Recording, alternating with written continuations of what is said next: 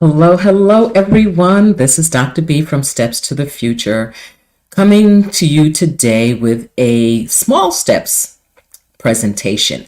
By small steps, I mean this is a presentation that will be focused on one topic other than the public service announcement, but it will be focused on one topic. And I'm not going to go deep into it, but I just want to make sure people are aware of it and they're paying attention as they go through this college admission process because it can be onerous. And so I want to give you a small bite, a small step that you need to think about. But before I do that, I would be remiss if I did not say that our hearts are heavy with what's going on in Israel and in Gaza during this time. I condemn the tragedies that's happening on both sides, the loss of lives, and all we can do is pray and hope that this comes out to the best. I know sometimes I hate that thing about we're sending our thoughts and prayers, but at this time, that's all I've got. That's all I've got. And with that, let's just keep all the families in our hearts as we figure out what we're going to do and how we live through this, how they live through this, how the world lives through this. So with that being said, let me move on so that we can begin our program this evening. As I said, it's going to be probably shorter than usual because I'm just sticking with one topic. Anybody that's out there that's listening, I would love for you to put your comments in. If any of my colleagues are out there and they would like to add anything to it, I would love to hear what you have to say and what you would like to add to the conversation. And for those of you who are watching this on the replay, remember, you can still put your questions in because I do go back and look at the remarks. So we'll get started in just a few seconds.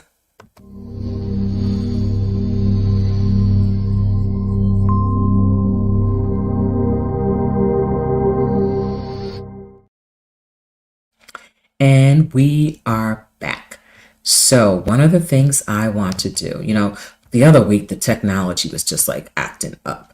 So it can get really crazy on us sometimes, but right now I think everything looks okay. So this is called the conversation again about admission plan options, ED, EA, RD, or rolling. The reason I'm doing this again, I know I've talked about it before, but I was having a conversation with some students in the last week or so. And this whole idea about admission plans sometimes can be a little confusing, especially if a student is the first person in their family to be going to college. And if it's the first child, because for a lot of parents, some of this stuff wasn't around when they were applying to college. I mean, when I applied way back in the Stone Ages, it was just, you applied. I guess it was all regular decision. They might have been early. I don't really remember that. I don't remember all the angst that we're feeling today about college admission. I don't remember it back then. You applied to 3 or 4 colleges, 3 maybe, and that was it. Now it's a whole different ball game. So in having a conversation with a couple of students, and they were asking about the difference between ED, EA, RD, and then some students have been applying rolling, I wanted to go over these really quickly. Now there is another option that sometimes it's called restrictive early action or single choice early action. I'm not going into that tonight because I'll leave that to you to go and look it up and work on it. So let's get started. So one of the things I always like to ask folks is, what are you grateful for today? And what are you doing for self-care? I am fortunate that I belong to this fantastic adventure club here in Fayetteville, North Carolina. It's the Life's a Trip Adventure Club. And we had a wonderful adventure this past weekend. It was actually planned back in April and it took place this weekend. So 23 of us, 24 of us took the train to Washington, D.C., took the Amtrak, and for some people, it was their first train trip. So that was really cool. And we went to D.C. and we just we did some things together, some things we broke up in small groups. So I am grateful for my group, for my adventure club. And that's what I'm doing for self care. Every opportunity I get to do something with that group, I am going to do it with that group because it just brings me such peace of mind. So the photos you see, I'm standing in the doorway of one of my favorite places in DC. They also have restaurants in Virginia too, but this is Busboy and Poets. So, I can go and eat, I can look at books. So I really love that. And the other two pictures, that's part of my group. That's only 1/4 of my group. So there are 6 of us there, and there are probably about, like I said, 20, 23, 24, 25 of us. I was losing count because every time I turn around, I said, oh, who are you? Okay, nice meeting you. So this is us leaving on Sunday morning from our hotel in Arlington, Virginia. And that nice gentleman in the selfie took the group photo of us. And then Jazz asked him, come on, let's get a selfie with you too, because he was just so pleasant and just took such great shots of us. So again, I'm grateful for community. I am grateful for my adventure club. So think about it. What are you, and if you're here listening, throw it in the comments. What are you grateful for today? Let's have a conversation about that, because it's always something to think about. And just doing a couple of public service announcements.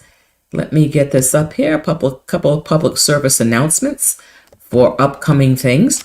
Now, I know I had told people before about the UNC System Virtual Open House.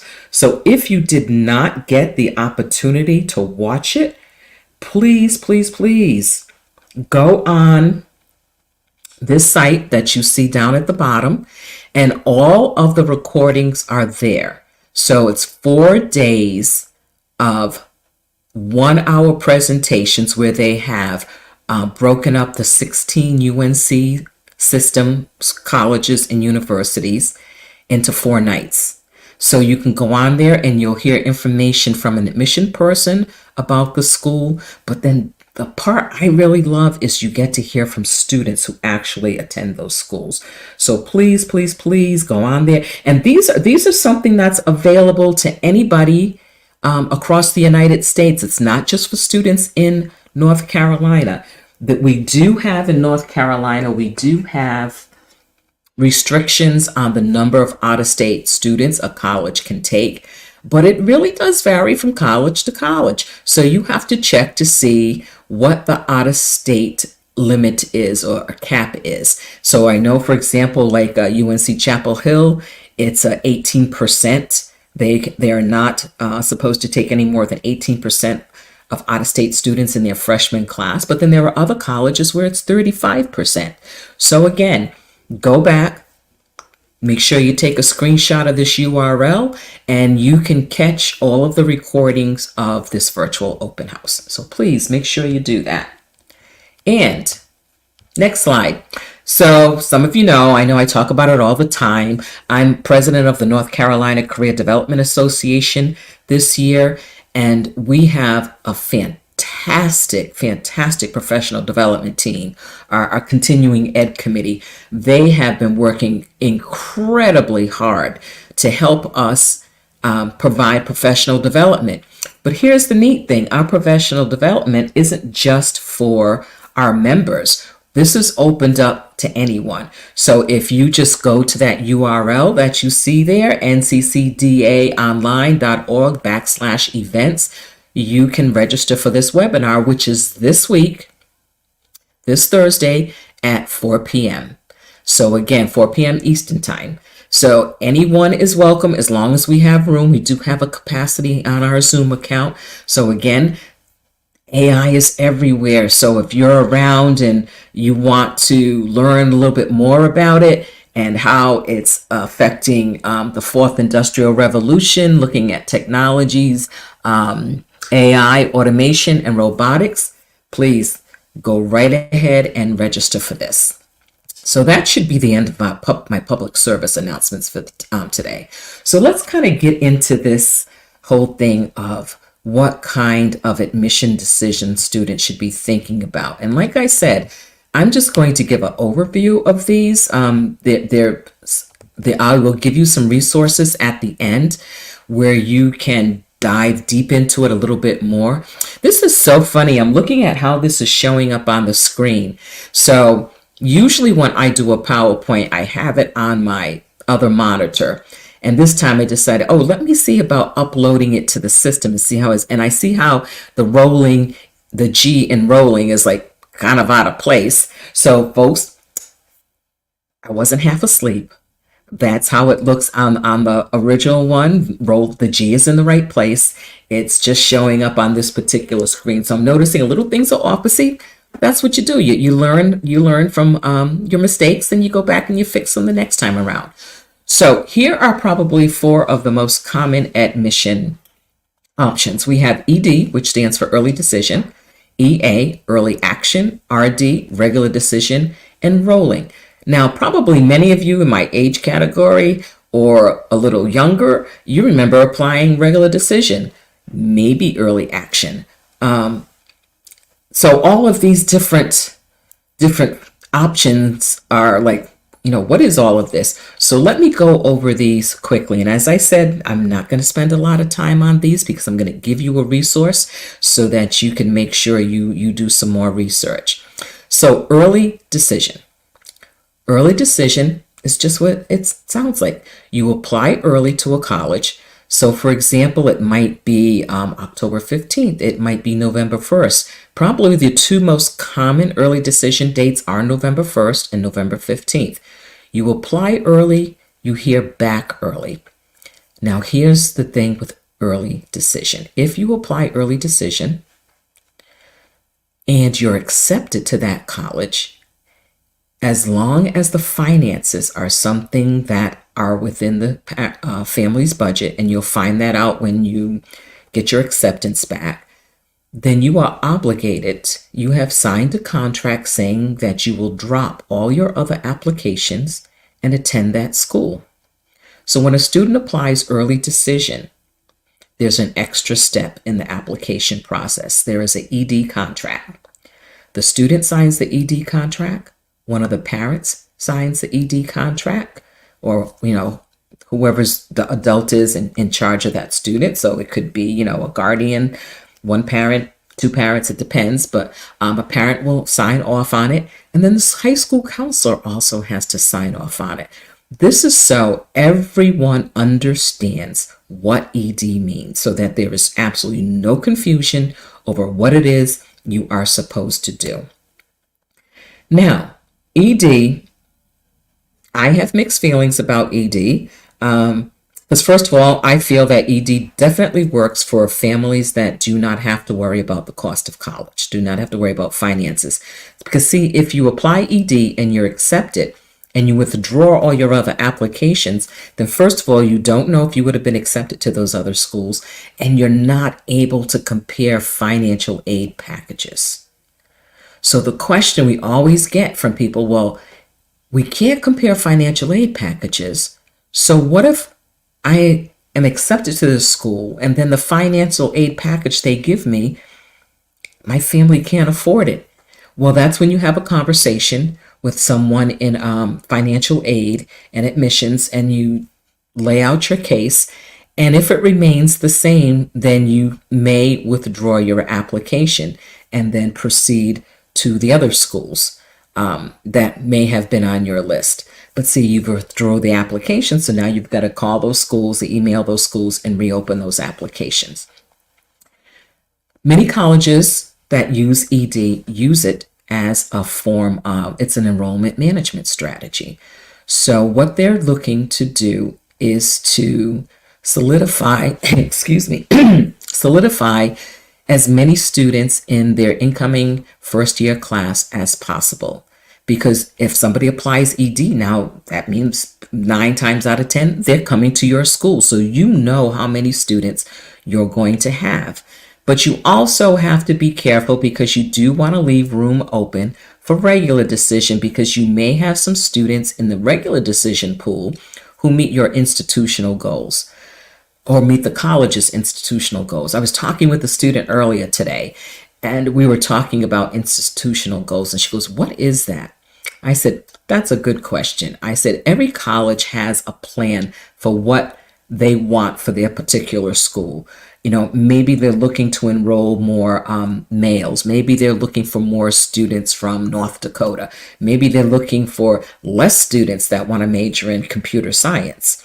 Or maybe they're looking for more females that want to enroll in computer science.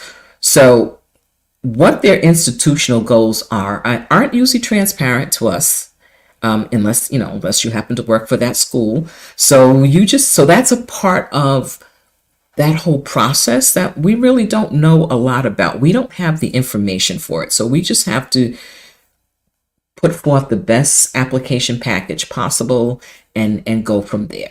So that's kind of ED in a nutshell. So for example, if you apply early, November 1st, November 15th, some colleges you will hear back before Christmas. Some you may not hear back until January. But if you want to know what the notification dates are, if you're applying to a school and it's early decision or any of these other schools and you want to know notification dates, one of the best ways to do that is to go onto the school's website.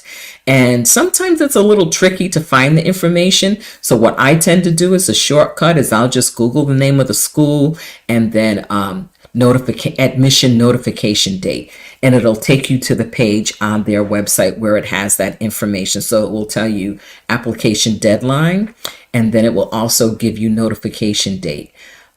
So let's move over to early action. So early action, just like early decision, means you apply early.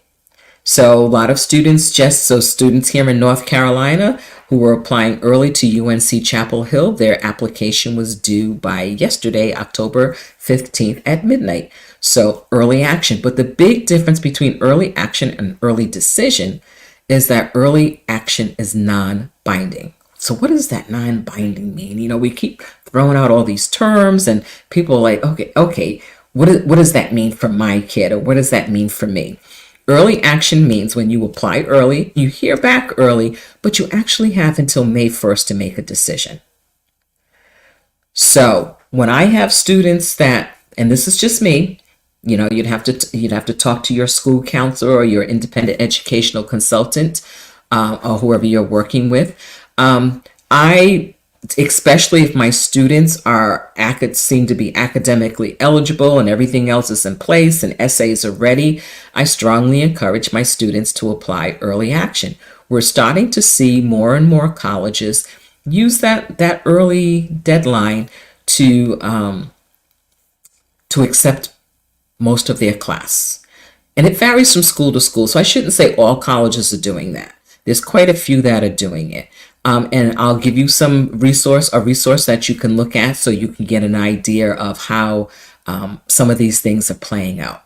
So that's early action. So again, unlike early decision, it is not binding. You have until May 1st to make a decision. Now, the one most of us know about is regular decision. So regular decision, you apply later. Sometimes it's January, February, and you will hear back March, usually around end of February, beginning of March. Sometimes not, and sometimes not until early April. It all depends on when the decisions come out, and it also depends on making sure that all of your information is in on time. So you have those three: early decision, early action, regular decision. So you apply regular decision, you may hear back, you'll hear back, say you apply in January, you may hear back the end of March, beginning of April. Again, those dates depend upon the college. The easiest way to find it out is to Google the name of the college and put, regular decision notification date, and you'll find that information.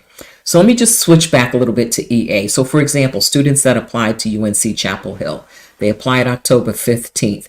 They will hear back the end of January whether or not they were accepted early action. Now say that you're not accepted early action for some schools.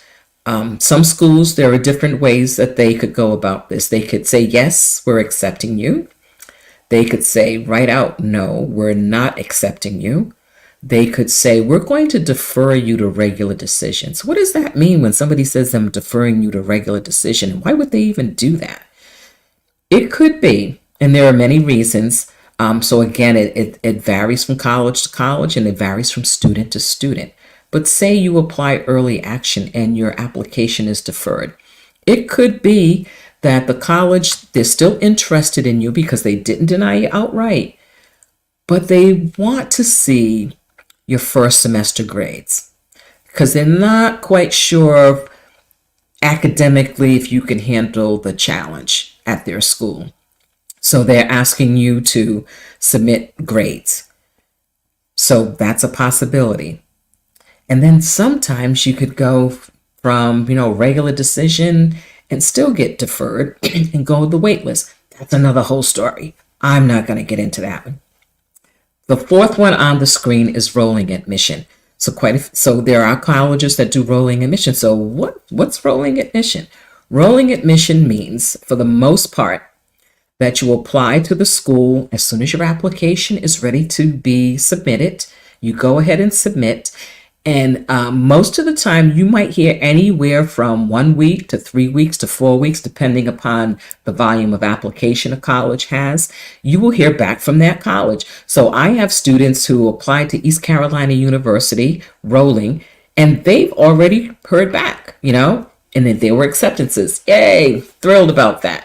So they were acceptances. So that's how rolling works. You hear back a little bit earlier. Now, rolling doesn't mean, a lot of times you'll see a date that you have until like May, whatever, or June sometimes to apply rolling, and even some colleges with their regular decision. However, don't do that. I strongly encourage, especially people that are seniors, if you can,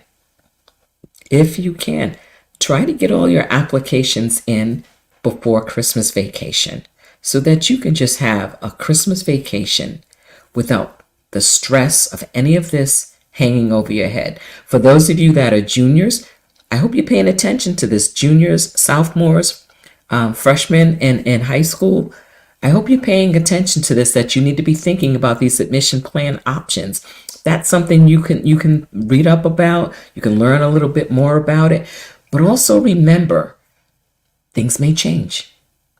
So the best place to go for any of the colleges that you're interested in is to the college's website to see what it says on there, because that's where it's going to be updated.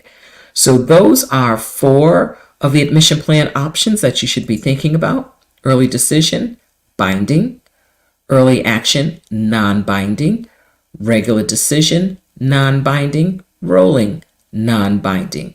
They all mean something different. Like I said, there's another option called single choice early action or restrictive early action, but I'm not getting into that one this evening because that one is a whole nother can of worms. So again, think about that. One small piece of the admission process that you could think about, that you could research, so that you don't get overwhelmed with all the pieces. Okay. So let me show you a resource that will help you see what some of the differences are between what happens between early decision and regular decision. So let me enlarge the screen a little bit for you. So 2 colleagues of mine who I love dearly, Jenny Kent and Jeff Levy, they have taken it upon themselves to take information from the Common Data Set and from other resources and put together a spreadsheet of, a few hundred colleges where they are comparing their early decision rate versus their regular decision rate. So if you look at this chart, you can see that some of the schools have, you can really see the difference. So for example, if you're looking at American University or one of the others, you can see the rate of the percentage of students that they're accepting in the early round versus the regular round. Now, here's the only thing about the early. Most colleges in the data that we see do not separate out early decision and early action. It's all lumped into one. So when you see ED, that's ED 1, ED 2, because now we've got that piece in there. And then that early action. And some places have early action 1 and early action 2. Again, all enrollment strategies. But this gives you an idea of what is it more to your advantage to apply early decision or early action versus regular decision.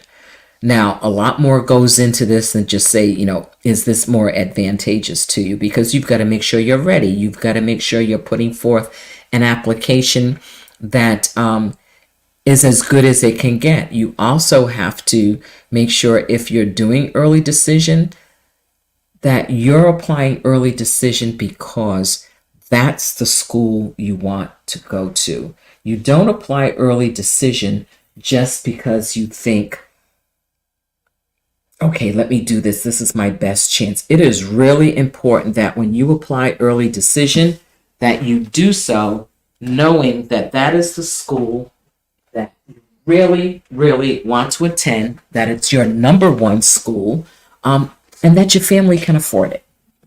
So there are a lot of pieces to that.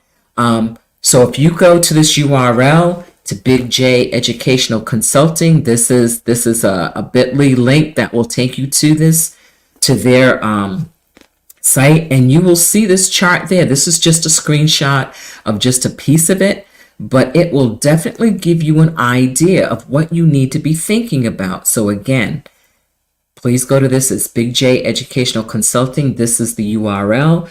Jenny Kent and Jeff Levy, thank you guys so much. If you ever see any of this, thank you so much for doing this work because it really, really helps your colleagues, and we so appreciate it. Another resource. So typically, a lot of the information Jeff and Jenny use comes from the Common Data Set. Some people are familiar with it, others aren't. So the Common Data Set is a compilation of information that colleges put together for government agencies. This is an example of American University's Common Data Set where we're looking at the section about early decision and early action. So you can see that it's in C21, C22. That's the same in any college. So again, you can go ahead and do this.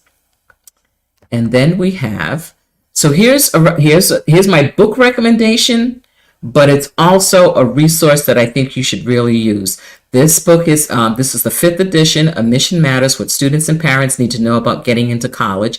And if you go to chapter 7 in this book, that whole section is on early action and early decision and single choice early action, restrictive early action, and rolling. So it's definitely one of those resources that you want to get. So one of the examples that they give in their book, they looked at Duke. They looked at quite a few schools, but one of the schools is Duke, class of 2026. 21% of the students in that incoming class were admitted through the early decision admission plan. Only 5% through regular decision. So think about that. Think about that. So again, I highly recommend this book because I think it is something that it's so user friendly, and I love it. And I think I've gotten every edition since they got this book. And as you can see, I have my copy right here. Going through it because it is such a blessing to have this information in one book. There are several other books out there that are pretty good that I'll talk to you about, but I really like this book, and I'm really glad that they did a 5th edition. So it's been updated with a lot of information to pertain to what's going on in today's world.